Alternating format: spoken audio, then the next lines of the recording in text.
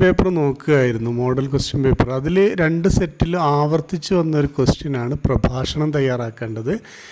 എവിടെ നോക്കിയാലും ഒരു തരി മണ്ണ് പോലും കാണാൻ കഴിയുകയില്ല എന്ന് തുടങ്ങിയിട്ടുള്ള ഈ ക്വസ്റ്റ്യൻ സൂചനയും പ്രസ്താവനയും കഥയും വിശകലനം ചെയ്ത് മനുഷ്യനും പ്രകൃതിയും എന്ന വിഷയത്തിൽ പ്രഭാഷണം തയ്യാറാക്കുക എന്നുണ്ട്.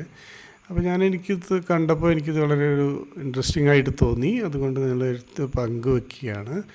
അപ്പോൾ അതിൻ്റെ ആൻസറിൽ പ്രധാനമായിട്ടും മാർക്ക് ലഭിക്കുന്നത് നൽകിയിട്ടുള്ള സൂചകങ്ങൾ വിശകലനം ചെയ്തിട്ടുണ്ട്, നന്നായിട്ട് അനലൈസ് ചെയ്തിട്ട് എഴുതിയിട്ടുണ്ട്.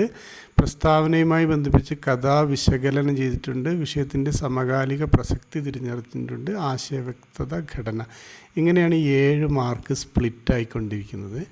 അപ്പോൾ ഇത് ഞാൻ ജസ്റ്റ് ChatGPT നോക്കിയപ്പോൾ ഒരു പ്രഭാഷണം തയ്യാറാക്കേണ്ട കുറച്ച് ഗൈഡൻസ് കിട്ടി. അത് നിങ്ങൾക്ക് ഒന്ന് ഷെയർ ചെയ്യാൻ വിചാരിച്ചിട്ടാണ്. അപ്പോൾ ഇതിൽ ആദ്യമായിട്ട് നമ്മൾ ആ ഒരു വിഷയത്തെക്കുറിച്ച് വ്യക്തമായി അവതരിപ്പിക്കണം, പിന്നെ ബോധവൽക്കരിക്കണം, ചിന്തിപ്പിക്കുന്ന, അതായത് അവരൊരു തോട്ട് ഓഫർ ചെയ്യുന്ന രീതിയിൽ എഴുതണം. ഓക്കെ, അപ്പോൾ അതിൻ്റെ ഘടന ഈ രീതിയിലാണ് വരുന്നത്. ആമുഖം, ഒരു ഇൻട്രൊഡക്ഷൻ കൊടുക്കണം, പിന്നെ വിഷയ വികസനം, സമാപനം, ഈ രീതിയിലാണ് പോകേണ്ടത്. നമ്മൾ നേരിട്ട് കുറച്ച് വിഷയ വികസനം എഴുതി കഴിഞ്ഞ് കഴിഞ്ഞാൽ ചിലപ്പോൾ ഫുൾ മാർക്ക് കിട്ടിക്കൊള്ളുന്നില്ല. പ്രോപ്പറായിട്ടൊരു ഇൻട്രൊഡക്ഷൻ കൊടുത്ത് പ്രോപ്പറായിട്ട് തന്നെ സമാപനം, അതായത് എൻഡിങ്, കൺക്ലൂഷൻ ചെയ്യണം.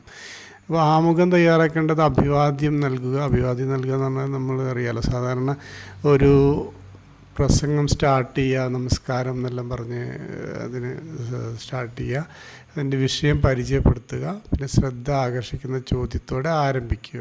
നമ്മളൊരു ഹുക്ക് എന്നെല്ലാം പറയും സോഷ്യൽ മീഡിയയിൽ. നമ്മൾ ചില വീഡിയോസൊക്കെ കാണുമ്പോൾ പെട്ടെന്ന് ചോദിക്കില്ലേ, നിങ്ങൾ ഇതിനെക്കുറിച്ച് ബോധവാന്മാരാണോ എന്നുള്ള രീതിയിലൊരു ശ്രദ്ധ ആകർഷിക്കുന്ന ഒരു ചോദ്യത്തോടെ ആരംഭിക്കുക. പിന്നെ നമ്മൾ ഈ പറയാൻ പോകുന്ന വിഷയം എന്താണെന്ന് പരിചയപ്പെടുത്തുക. ആ കാര്യങ്ങളാണ് വരുന്നത്. പിന്നെ വിഷയ വികസനം, 2-3 പ്രധാന ആശയങ്ങൾ ഉൾപ്പെടുത്തുക, ഉദാഹരണങ്ങൾ ചേർക്കുക, സിമ്പിളായിട്ടുള്ള ഭാഷ ഉപയോഗിക്കുക, പിന്നെ ഉദ്ധരണികൾ, കോട്ട്സ് എല്ലാം ഉണ്ടാവുമല്ലോ, ഈ പ്രമുഖരായ വ്യക്തികളുടെ കോട്ട്സ് എല്ലാം നമുക്ക് കിട്ടുകയാണെങ്കിൽ അത് ഉൾപ്പെടുത്തിയിട്ട് എഴുതുക കാര്യങ്ങളാണ്. പിന്നെ ഇത് കഴിഞ്ഞ് കഴിഞ്ഞാൽ സമാപനം എന്ന് പറഞ്ഞാൽ നമ്മൾ ഈ പ്രധാനമായ ഇതിൻ്റെ ഒരു മെസ്സേജ് വീണ്ടും റിപ്പീറ്റ് ചെയ്ത് പറയുക.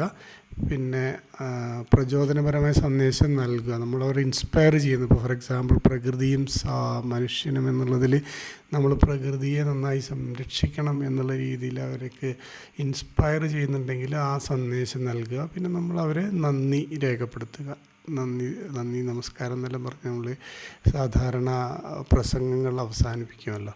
അവതരണശൈലി, ഇതൊക്കെ എന്ന് പറഞ്ഞാൽ നമ്മളൊരു പ്രസൻറ്റേഷൻ ലെവലിലാണ്. അപ്പോൾ നമ്മൾ ഈ ഒരു ക്വസ്റ്റ്യനില്ലേ, എവിടെ നോക്കിയാലും ഒരു തരി മണ്ണ് പോലും കാണാൻ കഴിയില്ല, ഇതൊരു ഇപ്പോഴത്തെ ഒരു സിറ്റുവേഷനാണ്. നമ്മൾ പ്രകൃതിയോട് അധികം ഇണങ്ങിച്ചേരാതെ നമ്മളെ വീടിൻ്റെ പരിസരങ്ങളും ഫുള്ളും ഇൻ്റർലോക്കും കാര്യങ്ങളൊക്കെ ചെയ്യുന്ന ആ ഒരു സമ്പ്രദായം ഉണ്ടല്ലോ, അതിനെക്കുറിച്ചാണ് ഈ മണ്ണും മനുഷ്യനും എന്നുള്ള പാഠം തന്നെ പറയുന്നത്.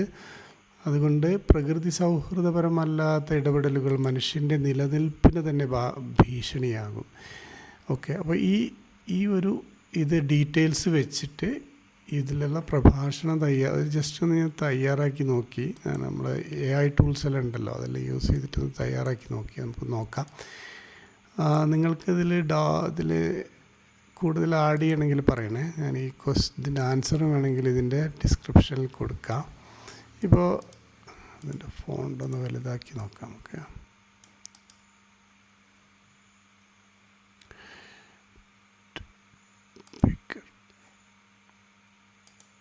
ഓക്കെ,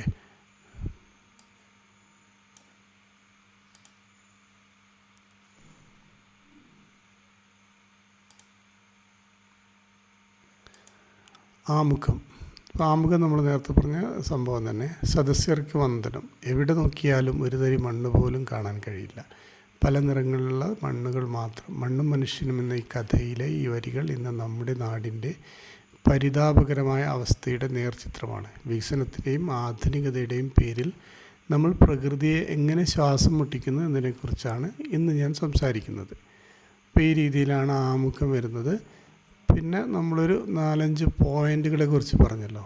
ഒന്നാമത് മണ്ണിനെ മറക്കുന്ന മനുഷ്യൻ. പണ്ട് നമ്മുടെ മുറ്റങ്ങൾ മണ്ണിൻ്റെ മണമുള്ളവയായിരുന്നു. മഴ പെയ്താൽ ആ വെള്ളം മണ്ണിലേക്ക് ഊർന്നിറങ്ങുമായിരുന്നു. എന്നാൽ ഇന്ന് മുറ്റം നിറയെ പല വർണ്ണങ്ങളിലുള്ള ടൈലുകൾ പാകി നാം മണ്ണിനെ മൂടിയിരിക്കുന്നു. പ്രകൃതിയുടെ ഡിസൈനിനെ തകർത്ത് നമ്മൾ നൽകുന്ന ഈ മേക്ക് ഓവർ സത്യത്തിൽ നമ്മുടെ തന്നെ നിലനിൽപ്പിന് ഭീഷണിയാണ്.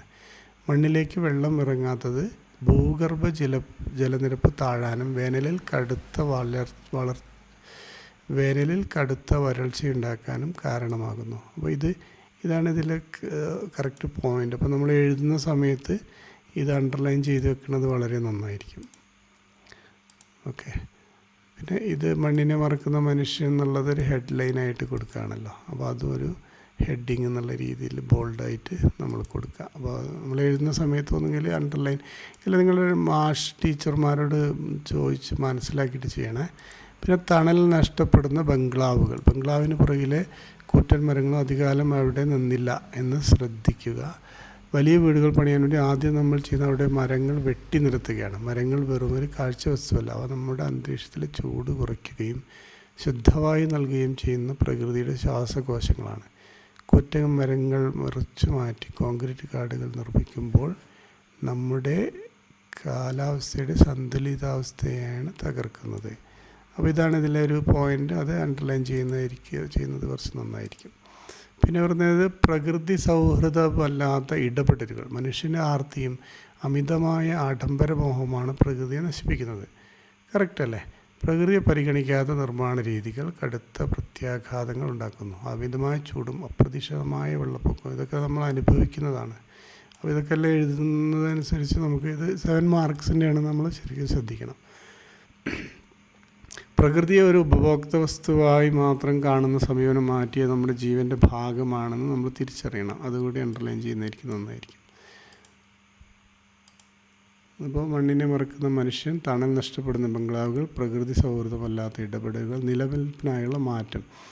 നമ്മളെ ബന്ധം മുറിഞ്ഞു പോയാൽ മനുഷ്യൻ്റെ നിലനിൽപ്പ് തന്നെ അപകടത്തിലാകും. നമുക്ക് വികസനം വേണം, പക്ഷേ അത് പ്രകൃതിയെ കൊന്നുകൊണ്ടാവരുത്.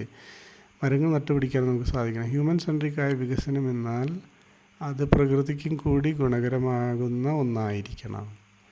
നമ്മുടെ പൂർവികർ മണ്ണിനെ സ്നേഹിച്ചവരും പ്രകൃതിയുടെ താളം അറിഞ്ഞ് ജീവിച്ചവരുമായിരുന്നു.